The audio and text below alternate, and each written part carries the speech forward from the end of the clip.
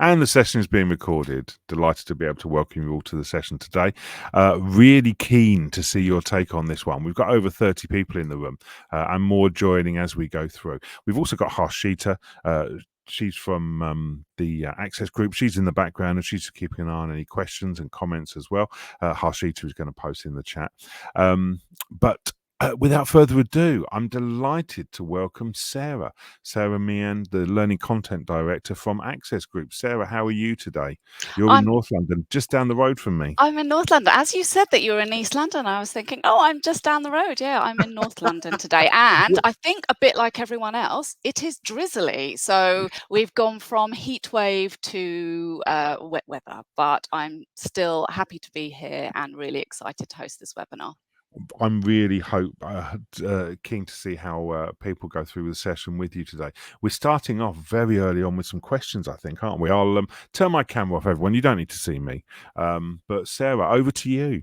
Thank you. Thank you so much. So actually, I'm not going to start by introducing myself. I'm actually going to start by just playing one of our videos. So here we go. Your messages will simply disappear into the overwhelming ocean of noise if you rely on the escalator of technology to do your communication heavy lifting. If you're serious about getting through, you've got to take the stairs. The stairs are akin to human-centric communicating. They're more difficult, it's harder, but oh my goodness, there's so much more value. If you're serious about getting through, communicate like a human. Use empathy to understand why this message is important for your audience. Use visual language so your audience can picture exactly what it is you're trying to say. And share your authentic stories and communicate like no other. If you want to get through, communicate like a human. Take the stairs.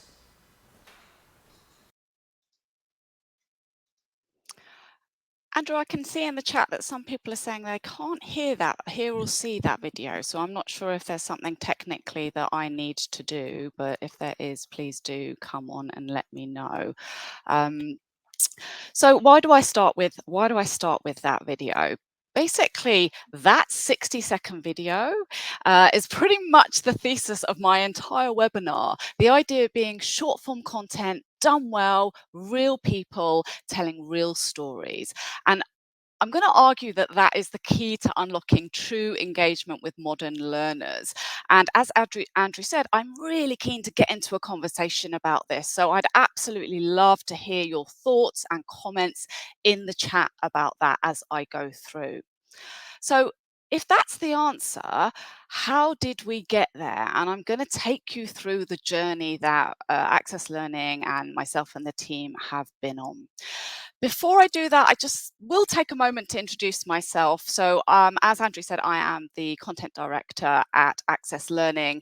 A bit about me, I started my career in television, making documentaries and entertainment programs for some of the big broadcasters, moved that passion for storytelling into online media, and then landed in digital learning and learnt about learning science and was like, this is what I have to do with my life. So I really like the intersection of where multimedia principles and learning science and good storytelling meet. So I think in L&D, we've pretty much nailed the art of courses, right? We've been doing it for so many years now. But I think the way people consume content has fundamentally changed. And originally, when I started talking about this, I was talking about like Gen Z learners, but actually on reflection and research, I think I mean all of us, right? The way you and I consume content today is nothing like 5 years ago. And that doesn't mean that we should be abandoning courses or throwing out programmatic learning. It just means we need to add something into the mix, a format that meets people where they are in their outside work lives. So I'm gonna put a poll up because I think it would be lovely to get your take on how much like short form content are you already watching. So if I say how much short form content did you watch in the last 24 hours, I'm hoping the poll is open for you. It is open I because I can have see that opened the people. poll Thank so you so that much. and we've already got people responding. I love the fact that people respond to polls. We've got it in there. If tell us in the you see, I've opened a big chat box here. I love that. Paul says too much in that poll one discussion. Tell me where you're watching this stuff because I'm really interested. I was having a conversation with an organisation recently, and they were going, "No, we put everything on our LMS." And I was going, "But everyone uses WhatsApp. So where are you sharing?" Where is this stuff? Where are you watching the videos? And tell us.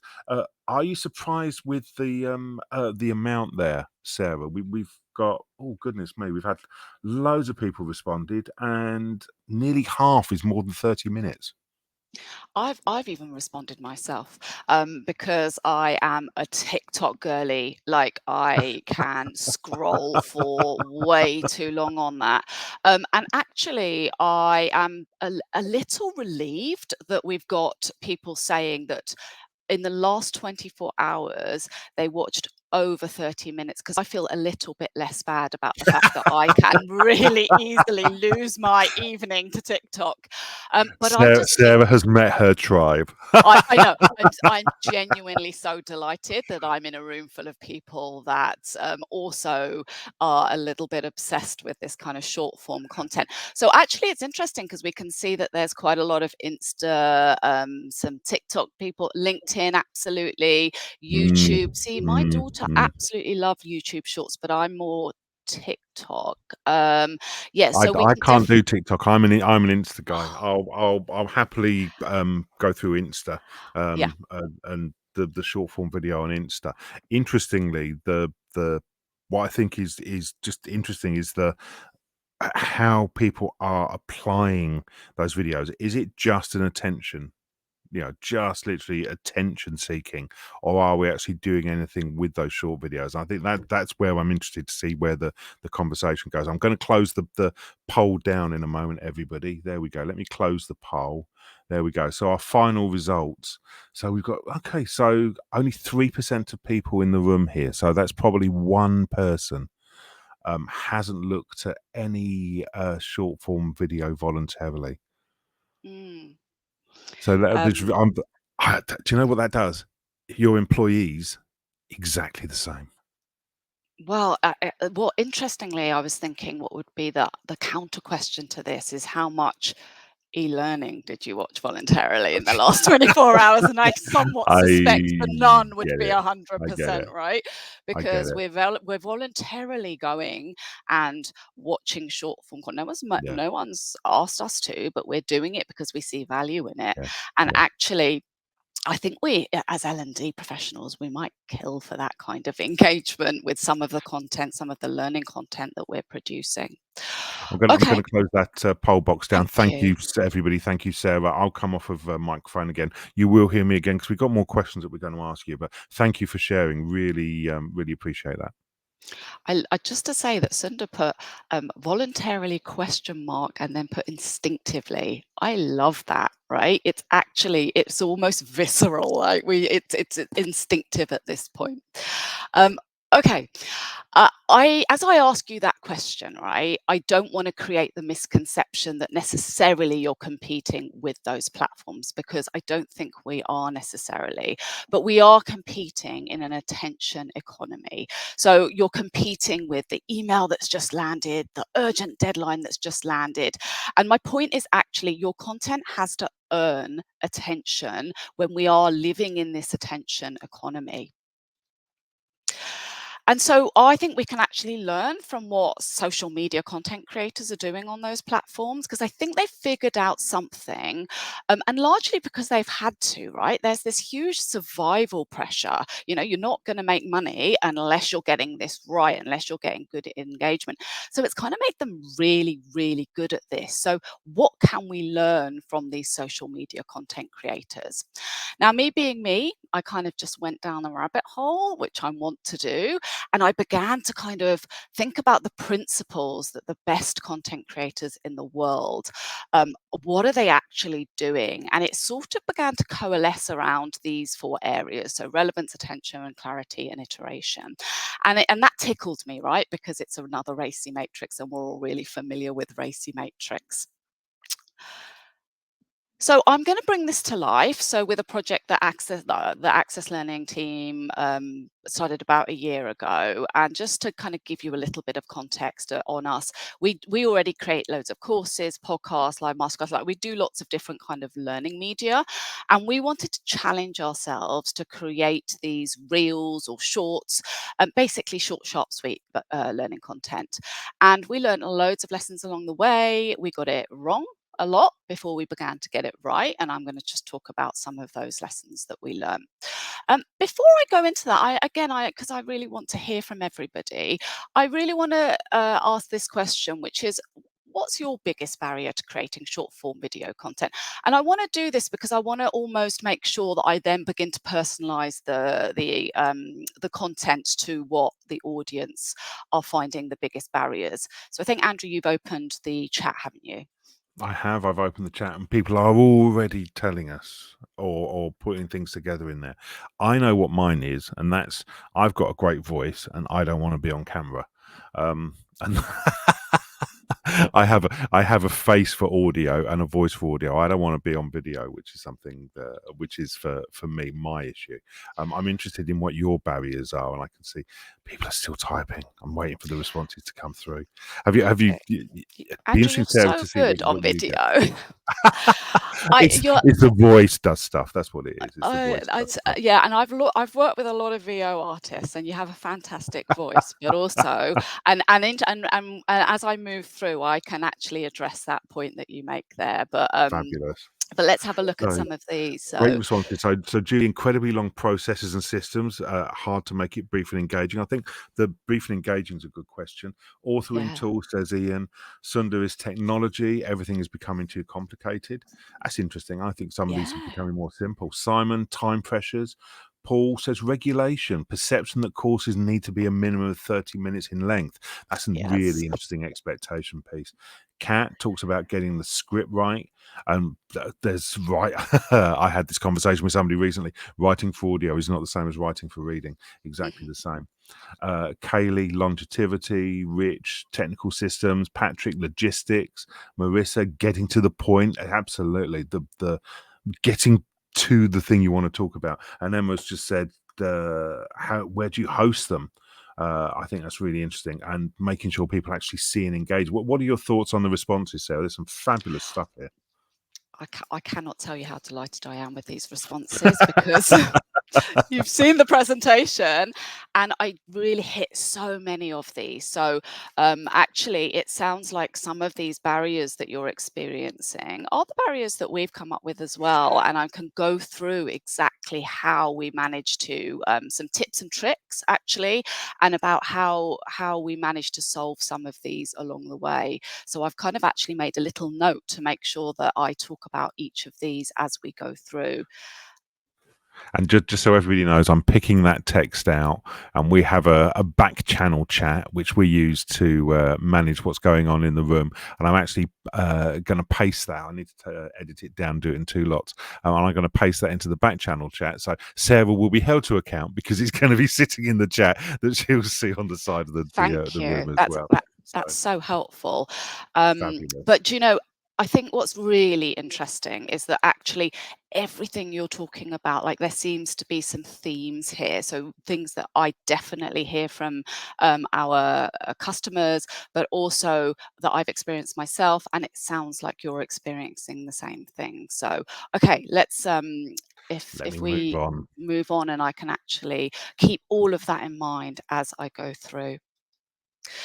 So I'm hopeful that the video is going to play for all of you, but I know that Andrew said that the recording is going to be available anyway, so you absolutely will be able to watch these videos. I think someone said that it works better on Chrome, but I'm going to play you another video, and this is all about how to make an impact in the first 10 seconds.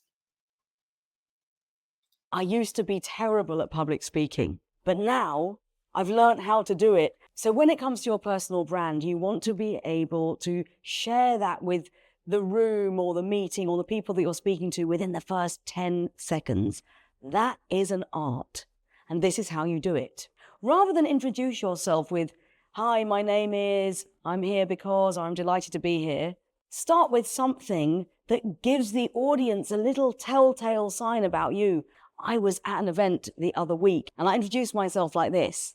I used to be terrible at public speaking, but now I've learned how to do it. And now I give people the confidence to stand on stage and go on Teams calls with effortless confidence. So the trick there was I admitted something. I confessed something about me. I used to be terrified of public speaking, but now I'm a TEDx speaker. But now this. What's your opening line? How can you make an impact in 0 to 10 seconds and share your personal brand? So what principles did that video show? And I've basically put the principles that that video showed on screen here. The hook is everything, okay? I used to be bad at public speaking. It's personal, it's confession, it's the turning point. These are all great hooks. And I don't know if you noticed, but we actually took that hook from the middle and we front loaded it. And that's a really good trick you can use. So sometimes people think, oh, I've got to script that at the beginning. You don't. With these editing tools, you can actually just take that from the middle and put that at the beginning. And a lot of social media content creators do that. Now, I know that hooks are not a new concept, right? If you're a learning designer, you've been using hooks forever. But in this new attention economy, they are amplified, and therefore you absolutely have to really amplify your hooks. The second principle here, I think, is to offer immediate value, and that came up, didn't it? Where it was like, get to the point. And again, that's just good learning science, but social media content creators have really nailed that. So you've got to get straight into, you heard Esther say exactly how she would do it differently. So it's a short, sharp piece of advice. And that question at the end, what will you use? That basically keeps you're earning your next piece of attention. It leaves you super active. And then that third one idea per piece or one idea per short. So it's about one thing said clearly by someone who knows what they're talking about. And that really leans into cognitive load theory. So you can see a lot of these principles are principles that we've had in learning science for a very long time, but we're really amplifying them in this type of media content creation. Now, I usually, if I'm ever doing a talk, I usually quote from The Great and the Good in L&D. But I thought for this one, I'm actually going to quote from some of the top social media content creators. And you've probably heard of Stephen Bartlett, and love him or loathe him, because I know he can be a little bit Marmite. He absolutely is someone who is getting really great results in this space. And he really talks about the importance of that first 5 seconds. And then I've also tried to put some just top tips up in the corner there. So this might help you to create your short form content. And I very often will obsessively kind of watch content and think, if I was scrolling, would I stop for this? And then if the answer is no, then we need to rethink it. So I'm going to play another one here, and this is a short from Andy Bishop, and he's sharing a moment that really, really changed his life. And when she said that, I lost it completely. I leapt out of the chair that I was sitting in. I started shouting at her, pointing my finger at her, shouting and screaming at her. I was like, "You crazy? Like 6 weeks. I've been off work for 2 weeks. That's damn near finished me off. 6 weeks is going to finish me right off." And she stood up and she pointed her finger at me and she told me to sit down, to shut up and to listen. She asked me a simple question to demonstrate how I've been living my life all wrong. And that simple question was all about, what's the most important breath you will ever take? And then she told me which one it was. And the way she did that was saying that, imagine you're walking alongside a body of water. You fall into that body of water and you're sinking, you're going down. Which breath are you concentrating on then? The last breath, once that's gone, it's gone. You ain't ever getting it back. You've got to focus on the next one as you break the surface and you take in that life-giving oxygen again. That's the one you've got to focus on and the only one that matters. And it really, really resonated with me that day. And yeah, changed my life completely. So, like a really important mental health crisis tip told through Andy's real life story. I was a mental health professional for many years, and that is actually one of the really important strategies that is used. And that is really felt impactful by hearing it through that real life story. And I don't know if you noticed, but what we did a bit differently there is that the hook like landed you right in the middle. It landed you right in the turning point moment.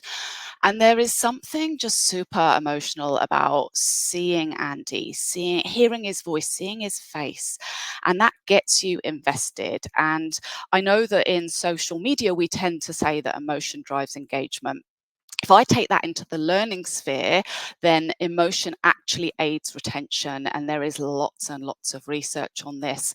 And in fact, if I think about a lot of L&D professionals have been saying this for a long time. So if I think about Nick Shackleton-Jones, he always says, if you don't feel it, you don't see it.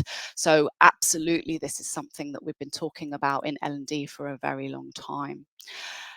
It's the emotion that really and I'm hopeful that that is a story that you will go away, and if you don't remember anything else from this webinar, I really hope you remember that. And when it comes to emotion, like that's sadness, but it doesn't have to be sadness. It can be anxiety, being curiosity, but it is important that you feel something.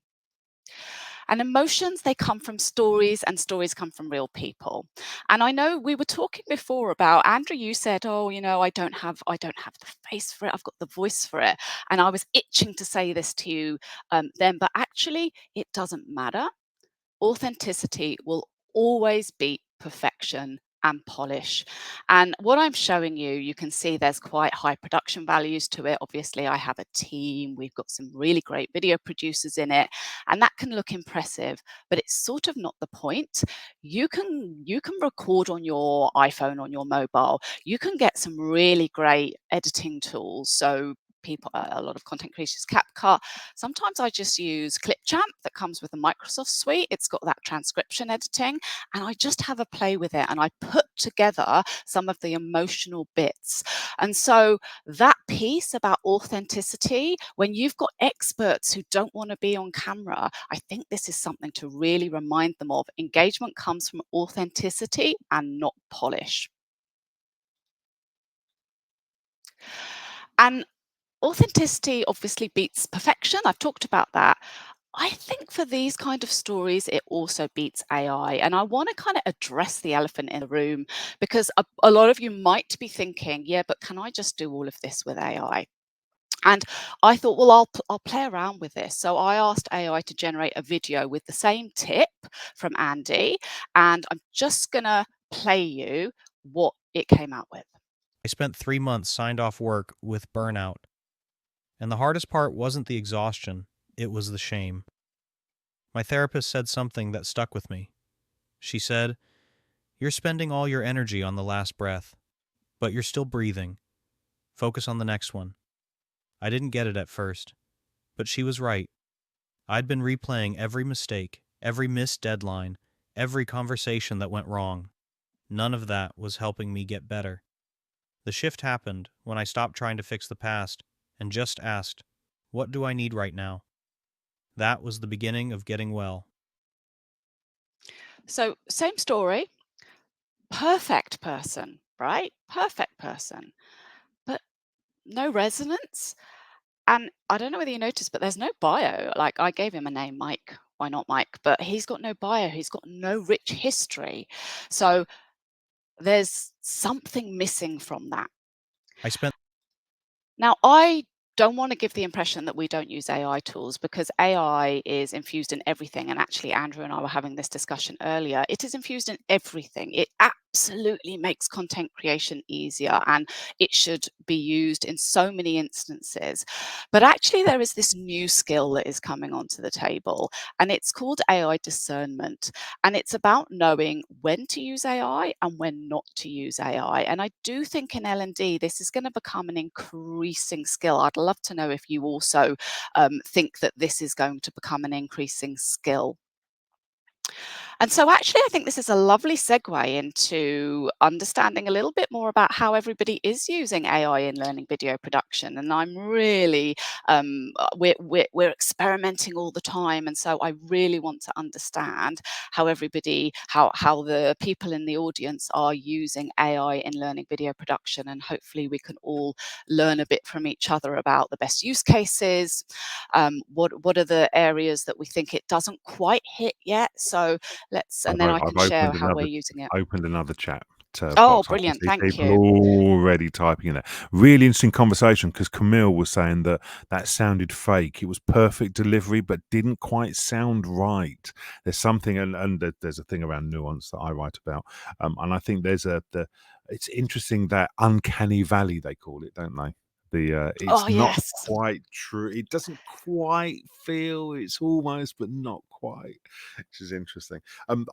Interesting. I've been having a conversation in the chat with Paul, talking about podcasts. So in podcast production, I use AI tools to summarize the transcripts, and to look for key points, and to help me identify the statements and the things that stand out, and this is the narrative that this podcast relates to, and how do they go together. So as a Q&A tool, a bouncing off tool, I find it really useful. Let's have a Yeah. look and see what we got. So you use Genially to create interactive e-learning. Kat says transcription, identifying tags. Again, we do the podcast stuff. Let me go back. Kaylee, experimented but not utilized it. Using a teaser with a number of prompts to get a richer feel, but then leading into human content. I think that's a really interesting approach. Julie, used for checking scripts and PowerPoint presenter to assess pace. Anya says about ideating and writing scripts. Rich, draft and refine scripts. Paul, personally still looking at whether something is AI generated, but we'll get to a stage where it'll be more acceptable, going back to Camille's point. Richard, we're using Synthesia quite a lot. It's really interesting. That initially quite excited, but it's starting to leave me cold. Interesting. Oh, isn't that Suspect learners will interesting? feel the same in the not too distant future. Exactly the same, I think, Richard, happened with Notebook and the podcast approach to that. Very interesting. Riverside for podcasts, it helps with editing. Massive Riverside fan here as well. And Sundar, right now, most of our videos are screen grabs with a voiceover, and we're using AI for the voice. We used to record our own, but this way, saving time and effort. Also use AI for course translation, he says, and looking to explore AI generated videos. I say he, Sundar, you may be, apologies. Sundar has just said, what are your thoughts on the comments that are there?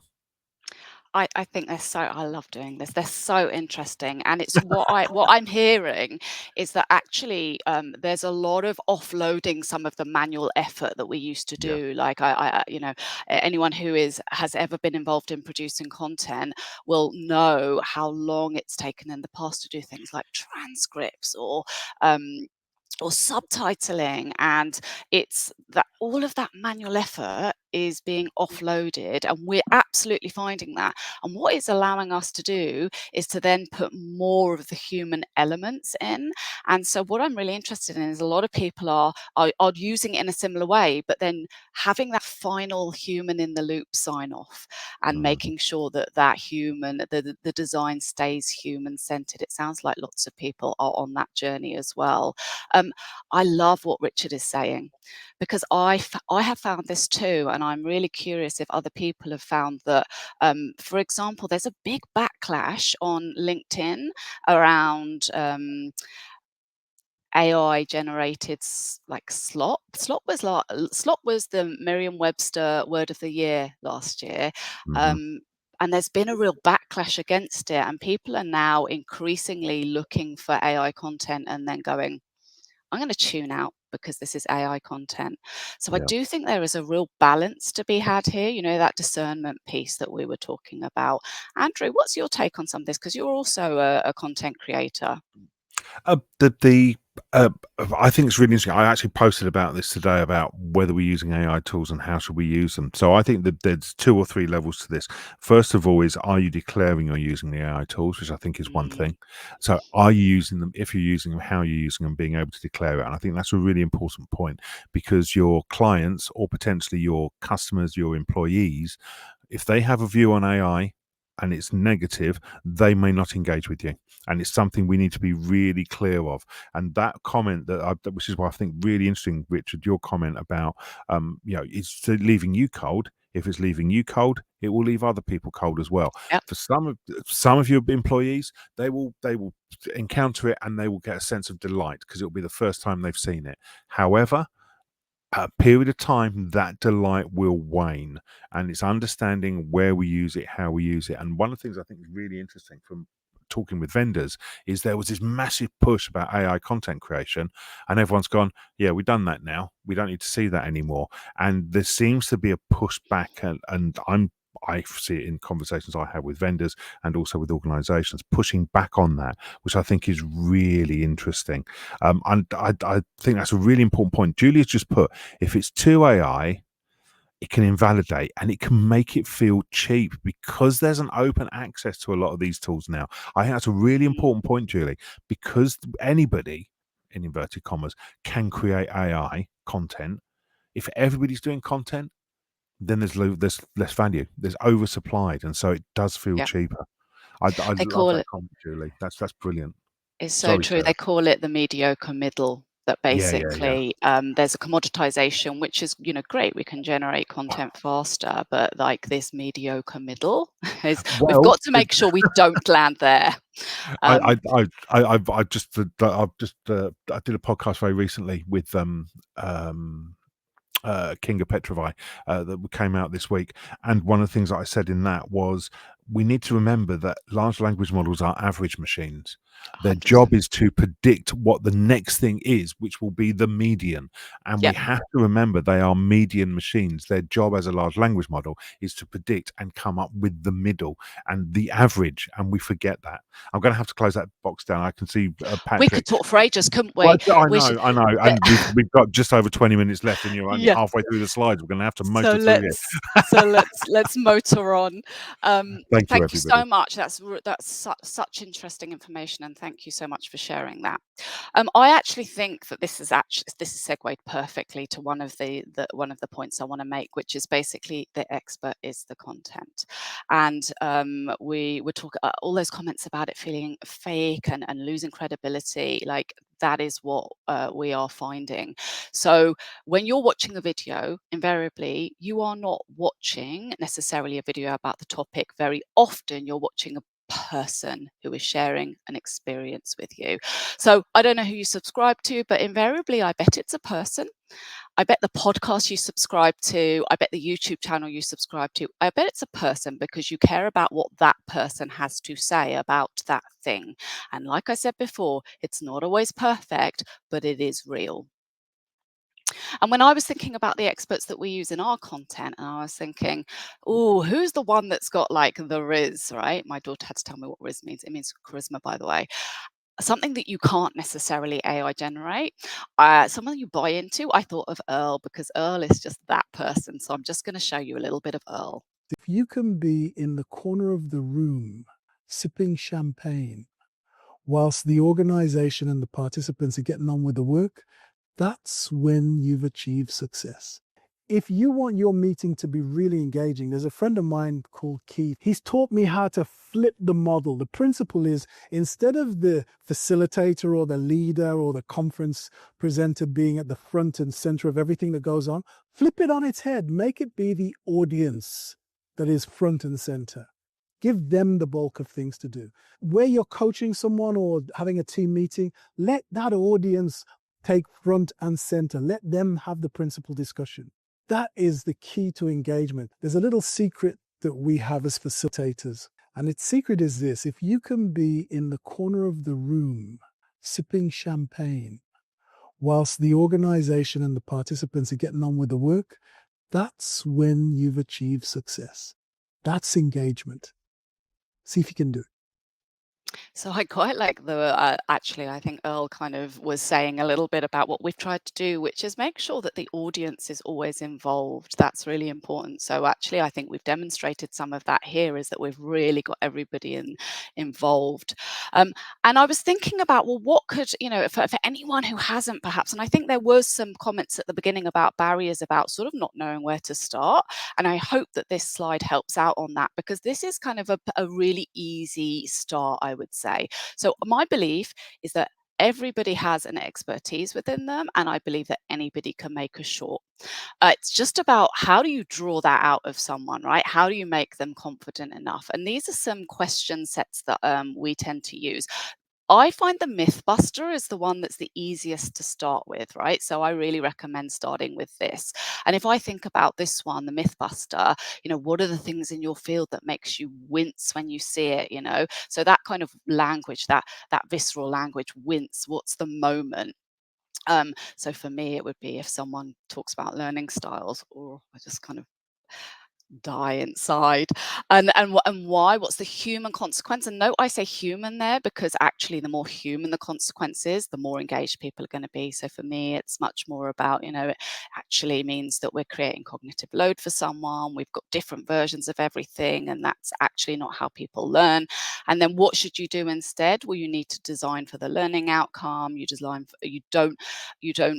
design for the format, you design for the outcome. So complex compliance should be visual. And so I think you should be using the format should serve the outcome, and not kind of some debunked science.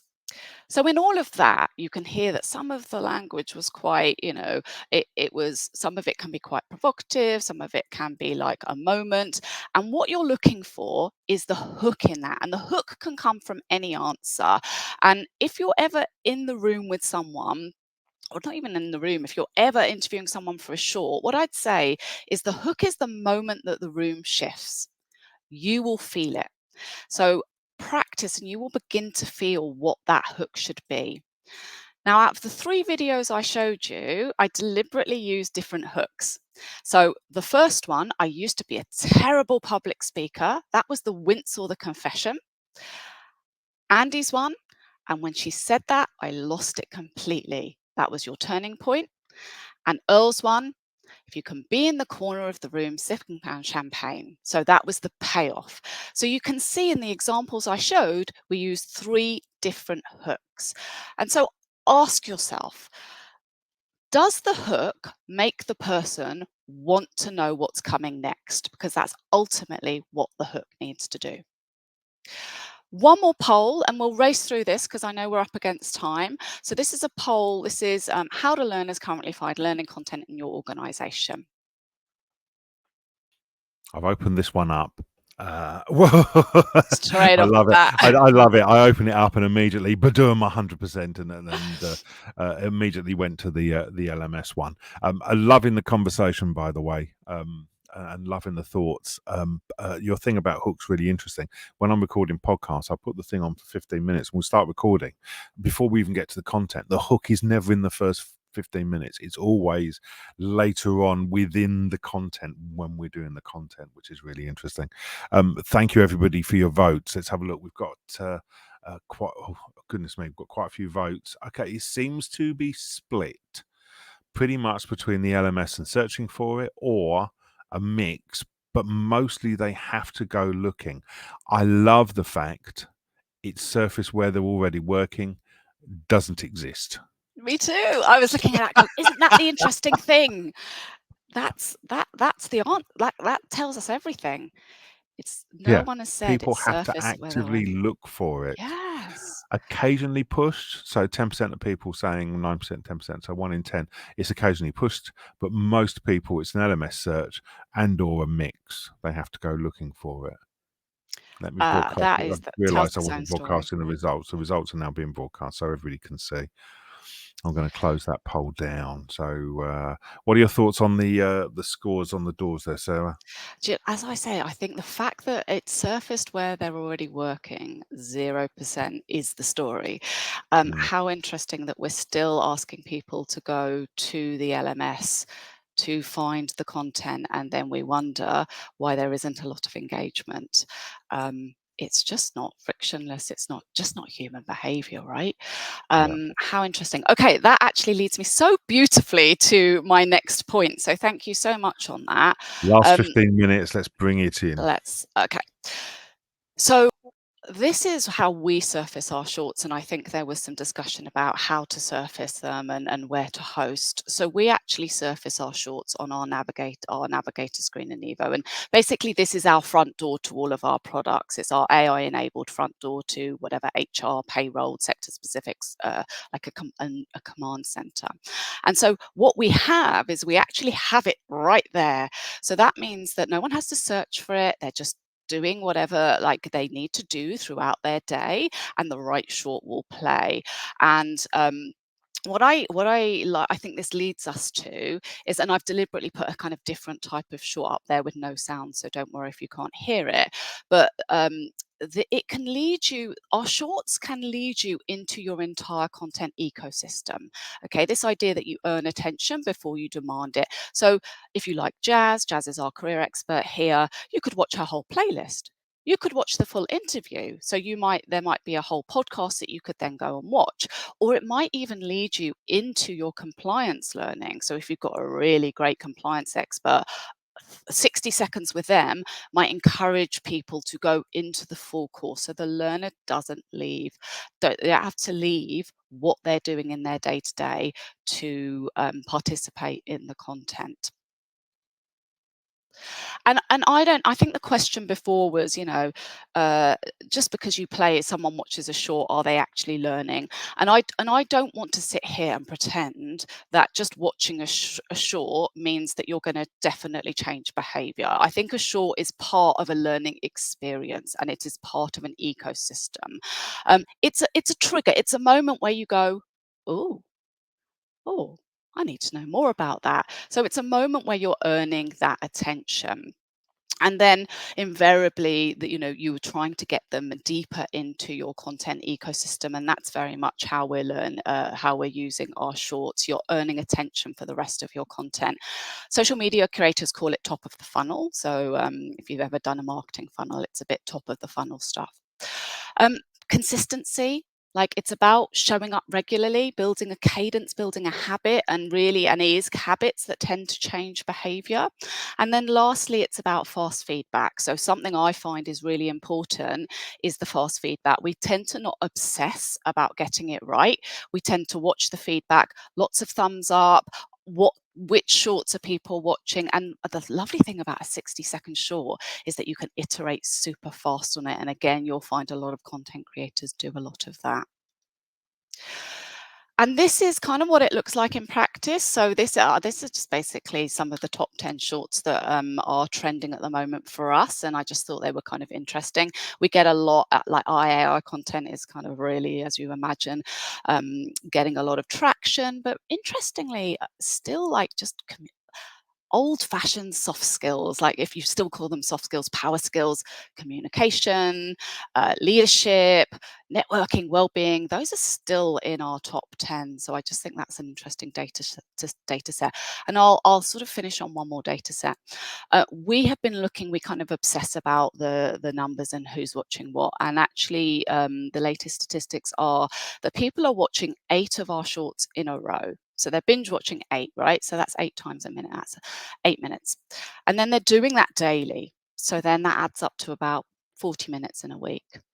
And if I think about the average that we know that people are watching content or even doing learning, 24 minutes in a week is kind of the industry standard. This is practically double that. And so I do like, there's really strong data to show that this is a format that people are interested in. So just to round off with 3 takeaways before we go to questions. I think the expert is the content. You have the most powerful content asset already in your organization. So go find them, ask them how they do what they do, go and ask them those questions as a starting point. I think you have to earn attention before you demand it when it comes to content. So I'd stop leading with those mandates and start leading with the value, like use shorts to earn attention. and then go and try it, right? Go and try 3 questions, 1 expert, get your phone out, go and get one of a really good like AI editing tool. You don't need a broadcast budget. You don't need 6 months. You just need 1 curious person, a phone, and 3 good questions. So I really hope you experiment with that. If you do, please let me know. I love to hear about these things, and I think that is that puts an end to my part here, and then we're going to move on to Q&A. So over to you, Andrew. Fabulous. And yeah, I can see people putting questions in the chat now. You've been really quiet in questions. And do you know what? I think it's really interesting because people have been engaged with what you've been talking through, which I think is really interesting. We've got about 10 minutes to pick up questions, and there's so many different conversations that are ongoing through here. First one, the first thing I want to say is that, first of all, thank you. Really interesting stuff there, Sarah. I think it's absolutely fascinating, this topic area, so much so that I am actually doing something relating to video. Following from watching our stuff on Monday, it's prompted me to do something different, which people will start love seeing that. next week. So there we go, which I think is really interesting.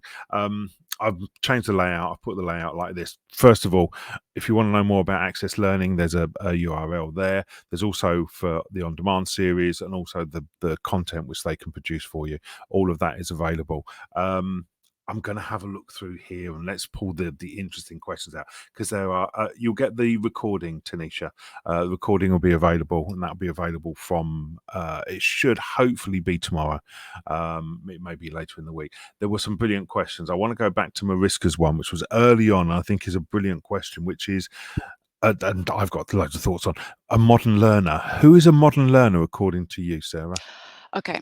Can I just be really honest about the fact I obsessed a little bit about modern learner as a phrase?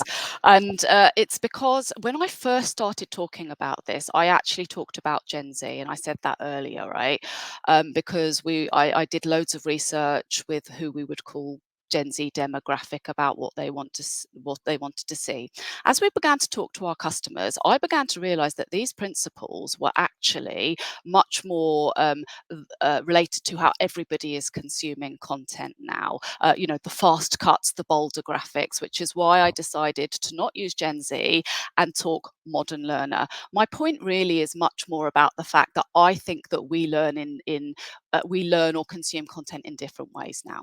So Yeah. that's what my understanding of modern learner was. Can I tell you about a very interesting conversation I had after I've talked about this topic in the past? I had actually some what we might call younger learners come up to me and say, a lot of what you talked about is really instinctive for me because I've grown up on YouTube.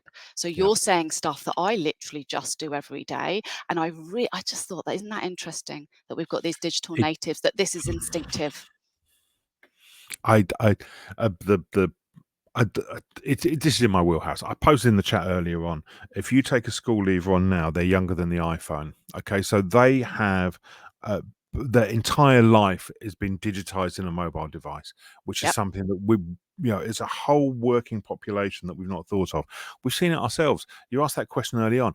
Who hasn't looked at least a few minutes of video? I think it was probably one person. So out of everybody in the room, one person, and we've had 30, 40 people in this room pretty much all the way through, and hardly anybody hasn't looked at video. So it has to be tapping into something. I think that there's an issue. There's a guy called Dave White, Oxford University. He a few years ago talked about digitally resident and digitally visiting, and the pandemic moved a lot of us from being digitally visiting for our activity to become digitally resident. Plus systems have changed as well. I remember in the dim and distant past doing things like going to a post office to buy a tax disc for my car. But you say that to somebody who's younger now and they'll just look and go, what's a tax disc? Yeah. And why would you need a bit of paper? And why would you have to go and present your documentation? Whereas now I just do everything online. So there's a shift that's happened in society generally. So for me, modern learner, is someone who's more digitally enabled. That's not to assume that everybody is digitally enabled, and we have to understand that we're not designing for the LCD, the lowest common denominator, but for some mid denominator that is reference for everybody. We could do an hour on the modern learner, Mariska. We It's a should. dangerous question. It's such a dangerous question. I love Simon's comment. Show a Gen Z a dial-up phone and the looking hole on their face. I was running a session. I'm just going to very briefly interlude. I was running a Yeah. session with a group a few weeks ago. They're all graduates, and we were talking about different tools and technologies. And I was saying about how email came along, and then the next decade, Wi-Fi came along. And somebody genuinely asked, "How did you get email if you didn't have Wi-Fi?" And it was because there's no concept that you had to be at a terminal in order to be able to get your email. It was just minds blown. And we to me, that's obvious, but it's not going to be for everybody. I think it's really fascinating.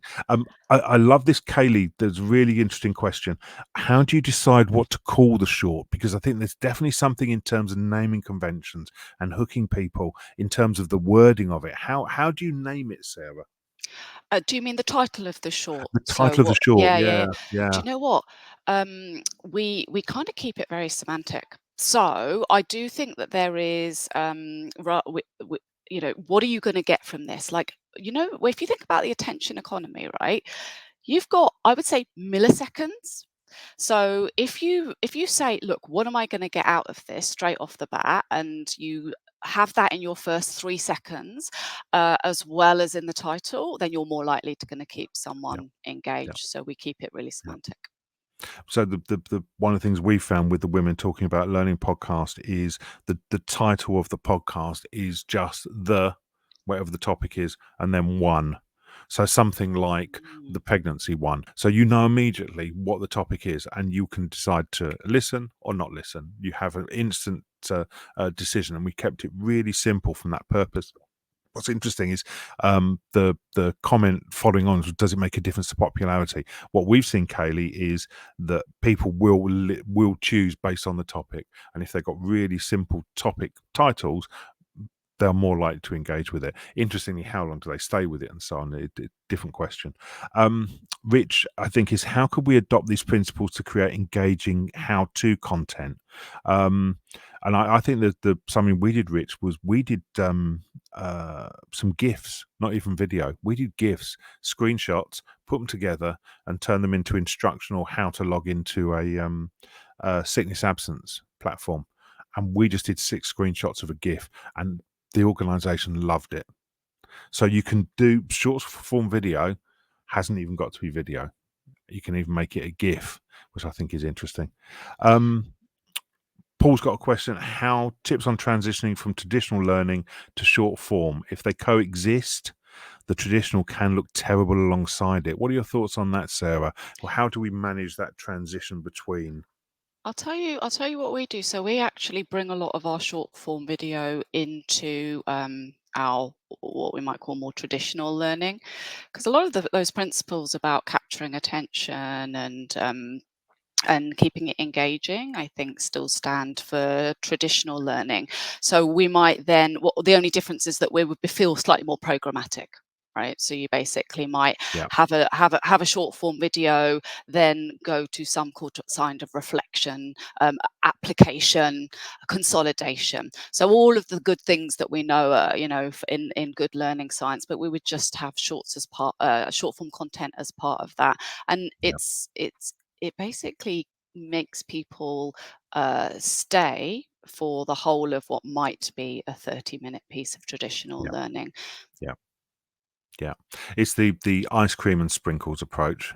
You have the vanilla ice cream, and who's likely to choose that? You put some sprinkles on it, you put some sauce on it, you put a flake in it, you serve it in a slightly different shape. Instead of a cone, you serve it in an oyster, and people will be more interested in it. There'll be a slight different cost to it, but you will hook people with that little bit of extra. So where are the sprinkles?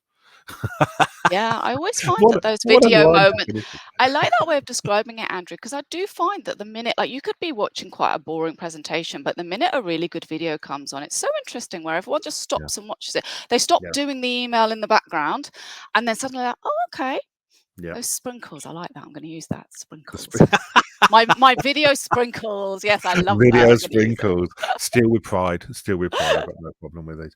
I'm going to have to close the room down. Thank you, Oh, everybody. That was fascinating. Show your love, please, for Sarah. What an awesome session. I thought that was fabulous. You can contact Sarah. There's more questions. There are more questions, which I know you've got. Please connect with Sarah. You can connect with Sarah. Her details for LinkedIn are there. My details of LinkedIn are also there if you want to connect with me. Why you would, I've no idea. The recording will be available. It should be from tomorrow, it may be Monday, and you'll find the recording. We are back in an hour's time when we've got David James with us. But a massive thank you to Sarah. Look at this. Look at that. Look at the love. Everyone thanking you for take this. it. Such a good session. Thank you Thank you again so to you, much the to everyone. community. Yeah, no, exactly. Thank you, everyone. The community. Your interaction is what makes these sessions work. And delighted. If it was your first time here, fabulous. Let's make sure we see you again. Thank you, everybody. I'm going to put you all onto hold now. Sarah, Hashita, stay in the room. Thank you, everybody. Stop recording.